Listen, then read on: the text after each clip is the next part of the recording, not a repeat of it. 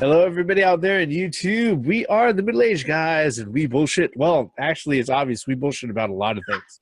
All right, motherfuckers don't leave comments anyways, but we know it. All right, I have the Reverend. The theme here. Gray Mouse 1. In this particular video, we're going to go ahead and we're going to jump back and we're touching on a little bit of a nostalgic nerve. Now, over the last few months, a lot of people have been raving over the NES Classic Mini. In fact, just yesterday, it came out and it sold out everywhere. It was gone like a fart in the wind. Okay. And the thing is that ever since that decided to go ahead and Nintendo went ahead and they announced that, people were like, well, Sega's been doing this thing for forever. But the truth of the matter is that a lot of the clone systems that are out there, okay, that people have been raving about, saying, oh, the retro game wars, the retro console wars are back or shit like that, they aren't really stuff that's done with Sega's blessing or with actual Sega hardware. That was until earlier this particular week. All right. In Brazil, where the Sega Genesis and the Sega consoles are okay, what happened in Brazil was that Nintendo didn't make it down there in Brazil very quickly. In fact, they didn't make it down in the South America. They didn't make it to the UK as quickly as they did in the States and also in Japan. As a result, in places like London or England or the United Kingdom and stuff like that, they rave about their Amstrad systems and other things that we don't even know about, okay? In Brazil, they raved about the Master System, okay? Sega was there like years before Nintendo even fucking appeared, all right? In fact, I don't even know if the NES itself actually showed up in Brazil. The Super Nintendo made it down there. But by that time, pretty much Sega, after the Master System and the Genesis, it pretty much owned 90% of the market share in Brazil, which is also the reason why they still make fucking Sega Genesis and Dreamcast games in fucking South America. Yep. All right? So when all of this talk about like retro systems coming back on the shelf, people being able to play stuff and everything else, you know, there have been a lot of clone systems out there, and a lot of them have been really, really, really shitty. Until last week when Tectoy, a manufacturing company in Brazil, all right, released out and announced that they have officially licensed the Sega Genesis hardware and that they were going to be re-releasing the Mega Drive in the first generation edition out in Brazil. So basically you have a Sega Genesis Model 1 coming out to the Brazilian market. They are going to be releasing out for, I believe, 399 Brazilian real, which translates roughly to around 125 US dollars. Okay, it's going to be a fully compatible system with a cartridge slot. It's going to have one 3-button controller. It has RCA AV out, so you can go ahead and connect it up to a TV. Now, people are like, so why not HDMI? Well, guess what? A lot of people over there in Brazil, they don't have HD TVs. So they're not. This isn't for the world market. This is for Brazil. So they've got composite audio video out. And the other thing that is really interesting is that it's going to have an SD card slot where it's also going to include 22 other Sega Genesis games preloaded on an SD card. Now, a lot of people would say, well, you know, then it's just going to be another at Toys or other, you know, third-party fucking piece of shit that's out there in the clone system. But the thing is, the difference on this one is that it is fully licensed by Tectoy through Sega, and they are going to be using the closest fucking hardware. They're not going to be doing software emulation like they're doing with the other systems that are out there, but they're going to be trying to replicate the actual hardware for a Sega Genesis. So if you're looking for a brand new Sega Genesis Model 1, if you're willing to spend $125 plus import fees and try to get it from Brazil over the next few months, you might actually be in luck. What are your thoughts, gentlemen? Are they going to remake the Sega CD with that in the 32X? You know what? I haven't seen whether or not it has expansion slots, but if it has, oh, you know what? I don't know if it has the sync cable slot in the back. Because okay, make Sega CD games faster and upscale them and just come out with more Sega CD games. And okay, from what I see on this thing, it doesn't look like it has a sync cable to go ahead and use the 32X, and it doesn't look like it has the expansion port on the side in order to use the Sega CD. Oh God, you actually took that serious. No, but it is a valid question. Oh, okay. I would be surprised if they did that. Okay, in fact, if that was the case, Then, I would be really intrigued.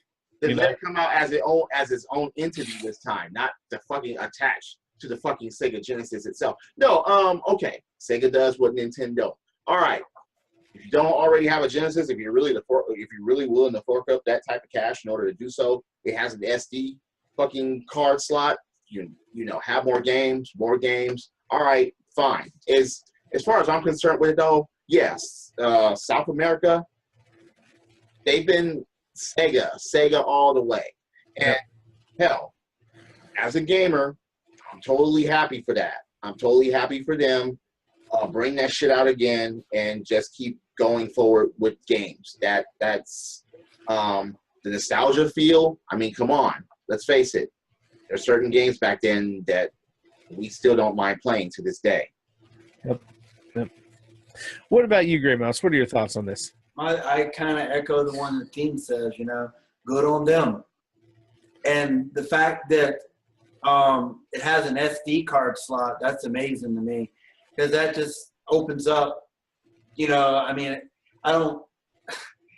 people can put ROMs onto their SD card and put it in there. That's just great news. It really is. But they already have cartridges for that. Well, that's the cool thing is that it allows you that if you have actual cartridges, you can play actual cartridges and you could use the actual hardware. Mm-hmm. But it's forward thinking enough that, obviously this is pretty much Sega saying, we don't give a fuck about you pirating our 16-bit games. Hey, no, wait a minute. Come on. That shit was like 26, 27 years ago, roughly. They can, if they have their games still in circulation, they could still go ahead and go out of their way and follow up, copyright laws for that sort of thing. But really, this is, if they're willing to go ahead and license out a system that has an SD card slot that you drop ROMs in, okay, this is pretty much Sega saying unofficially that they don't give a fuck about you pirating their shit. Okay, then re-release the fucking Sega Saturn and fucking look. If South America actually does that, if they fucking do the same shit with the Sega Saturn with the 4 megabyte RAM cards and shit like that, and come out with games and yeah, all right, bring that shit. But it's very good that they're doing the Genesis though. I mean, the Genesis. Yes, they had the Master System. Yes, they had their arcade games. Yes, they were involved in the 80s as far as their arcades and stuff like that, and the Master System competing with the NES. But I think, in my opinion, it was the Sega Genesis that actually put them on the map. When I really think about it, it was the 16-bit. It said 16-bit on the fucking Genesis, and the Genesis does what Nintendo. And yeah, we have 16-bit graphics. We were getting arcade games from motherfuckers like Capcom with with Ghouls and Ghosts, and with Strider. Sega had Altered Beast and Goat Nax. They weren't arcade perfect, but they were close enough. They had their own. They brought their mascot with the Genesis. So yeah, they brought Sonic, Streets of Rage, all that shit. Eternal Champions is so underrated as a fucking fighting game, or a first-party fighting game for the fucking Genesis. It's like Genesis has a lot of memories, lots of good games on it, and for their Genesis to still be compatible with cartridges and with some new features, good for that shit. What about you, Grey Mouse? Anything else to add to that particular one? Now, what I will point out as a caveat to anybody who's going out of the way to import this is that it's going to be kind of tough to go ahead and do so. Well, at least trying to find a reliable supplier out of Brazil to go ahead and get this. But the other thing that they have to worry about is that Brazil is a PAL region.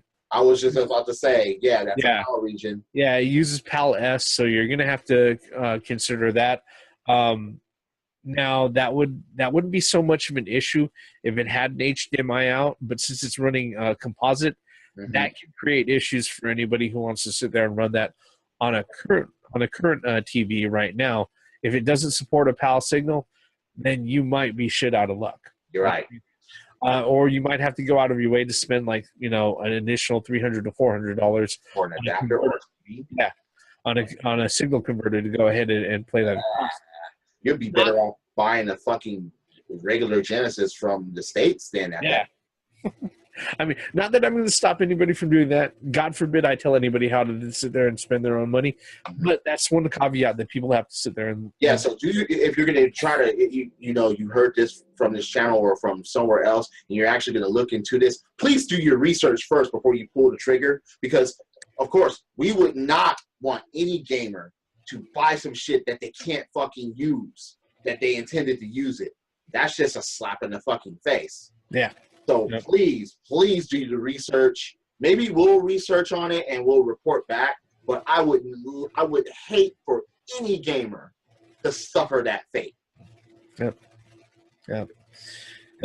Is there any other thoughts on this particular one, gentlemen, that we can go ahead and throw out there for anybody watching? Genesis does. Yeah. Yep. Still won't play certain games for it, but Genesis will always have a place in my heart. I mean, fuck. Yep. That really started the war, especially the fanboyism between Sega fanatics and Nintendo geeks. Yep. Not that it's going to sit there and reignite that anytime soon, but it's nice to see that somebody's going out of their way to bring the hardware out again. So this Genesis does what the Nintendo Mini don't. Pretty much. Yep. Damn, that Mini should have had a fucking SD card slot or something. It would have been nice. Shit. But, maybe then I would have stood in line for it. It would have been nice. But yeah, that would have been nice. But good for South America for doing this. Yep, good on Tectoy.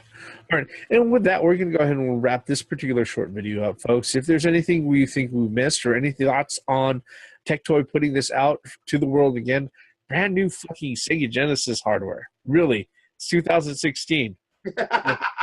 Yeah, 16. You just got an NES Mini. Yeah, I know, but that was. I mean, come on, it's 2016. 31 years ago, the NES. That just goes ahead and it proves the point that the folks who are playing this shit aren't little kids anymore. And that shit's sold out. Yeah. So I mean, come on, adults went and gobbled that shit up. Yep.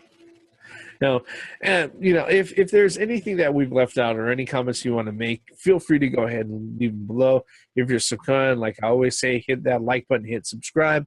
We are the middle-aged guys, and we have been bullshitting about a brand new fucking Sega Genesis console. I'm the Reverend. The theme here. Very mouse one. Once again, for the benefits of common sense, logic, and gaming. Why don't they come out with a Sega Nomad with a reset button on it so I can complete X-Men on it? Shit. Nomad was the shit. Except for the battery life. And no reset button on it. But think about that, okay? South America, come on. Credits. Blast processing, bitches. Blast processing.